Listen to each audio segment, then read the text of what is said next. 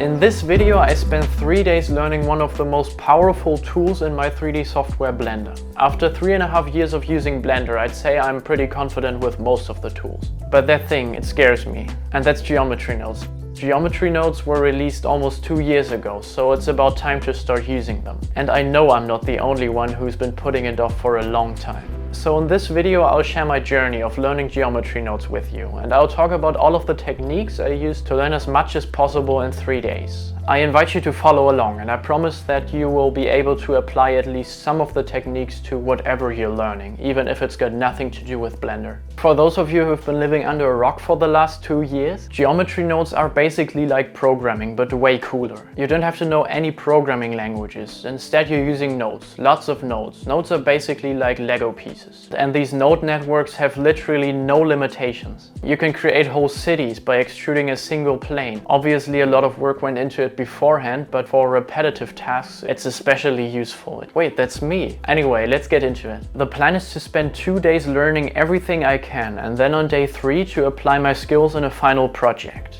Let's see how well I did. Oh, and whatever I create in the end will be uploaded to the Patreon for you to play around with, no matter how bad it is. So let's hope I learned something.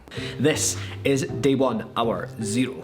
When learning something new, the #1 priority is to not get frustrated. Frustration makes people quit, but you don't want to get bored either. So I found that short-form beginner tutorials are the best way to get started. So that's what I did. I followed some tutorials from the Geometry Nodes playlist by Ducky3D, who I strongly recommend if you want to create abstract stuff in Blender. These short tutorials are extremely rewarding because everyone can create something presentable in a matter of minutes. Many people say that you shouldn't follow tutorials that show every single mouse click without you having to think about anything. But I believe that it's essential to at least know what kind of tools exist before exactly knowing how to use every single one of them. If you want to perform a certain operation, you can always Google how to do it, but if you don't even know that the operation exists, it's infinitely harder. So after doing 10 of these tutorials, I had a basic overview of most of the common nodes, and I moved on to some more advanced tutorials. So I made some waffles. At this point I started getting excited for geometry nodes. Remember, this is not destructively 3D modeled, it's procedural, so I can change every property of the waffle at any point. Next I made a procedural river, which looked so nice once I added materials. Now I can just draw where I want the river to flow. After adding some rocks, I was done with the river. On day 2 I began following tutorials without actually watching the tutorial. I looked at the thumbnails and tried to recreate what I saw, which I think was a great exercise to prepare for the final project. If I got stuck, I just watched the relevant part of the tutorial and continued on my own. And I made this. Then I found this tutorial series where this guy Hey Pictures explains every single geometry node. He sounds even more German than I do, but his videos are incredibly helpful. It's like 20 tutorials in one video. And then I made a cactus.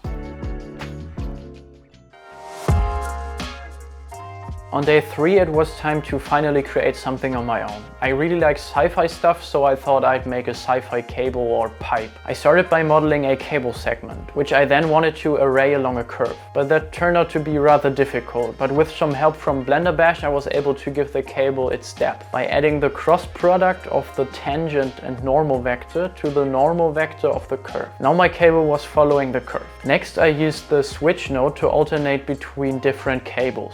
After modeling 6 different cable variations, I added a material and was basically done.